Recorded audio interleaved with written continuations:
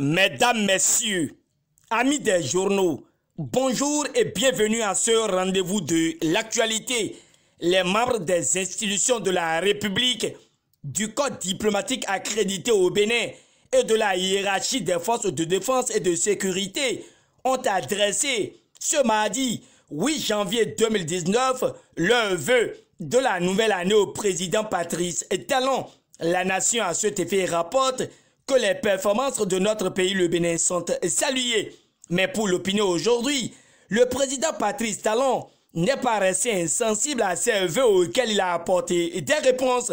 Suivant ce confrère, Talon rassure de la tenue à bonne date des prochaines législatives. L'auteur de l'article indique pour finir que le chef de l'État a salué l'harmonie des rapports entre les institutions. Le numéro 1 des Béninois n'a pas aussi manqué de signaler, selon le matinal, que nous sommes sur la bonne voie. C'est dans cette optique que le défi d'une génération expose Koumbegi salue le leadership de Talon, ce qui impressionne les 4 vérités dans le discours donné par le chef de l'État lors des échanges de vœux ce mardi est que Talon a pris l'engagement de convoquer le corps électoral dans le strict respect des délais légaux. Voilà qui sont l'événement précis de son gond et le journal nous fait cas de la guerre des positionnements qui emballent déjà les progressistes et républicains. Si telle est la situation qui prévaut entre les deux blocs de la mouvance, l'on doit aussi retenir selon l'informateur que l'opposition est à l'épreuve de la division. Matin Libre en veut pour preuve la réponse de l'honorable Guy Mintokpe à l'Union sociale libérale. Mais l'Audace Info précise que les Béninois découvrent enfin la ruse de Azanaï. En tout cas, l'imprimé rassure que la théâtralisation de la politique dans un style d'immoralité ignoble n'aura plus droit de citer à Cotonou. Le Béninois libéré a fait aussi le constat d'une guerre de leadership entre l'Union sociale et libérale et le parti Restaurer l'espoir. L'opposition tangue, écrit le journal de Aboubakar Takou, avant de livrer la cause avec son regard sur la République du Bénin. Le nouvel observateur se demande si notre pays est un État voyou. Sans donner une réponse à ce questionnement, la boussole s'interroge, mais veut comprendre pourquoi les politiques se forcent à vendre de l'illusion, avec comme fondement la supposée mobilisation des militants du bloc républicain à Tchaourou. Très éclairé, la boussole relate que Talon doit rester vigilant, car pour le canard, il n'y a jamais un sans deux. Un traître est fait pour trahir, martèle le confrère. Et nous continuons dans ce point de presse avec les informations inhérentes à la réponse des sages d'Abomey suite aux attaques tous azimuts de l'ancien président Nicéphore Dieudonné Soglo contre le président Patrice Talon. Diakpata clame haut et fort que les rois d'Abomey s'indignent, contestent et protestent contre Nicéphore Soglo. Nord-Sud Quotidien confirme cette information et publie aussi que les sages et notables d'Abomey s'insurgent face aux attaques de Soglo contre Talon.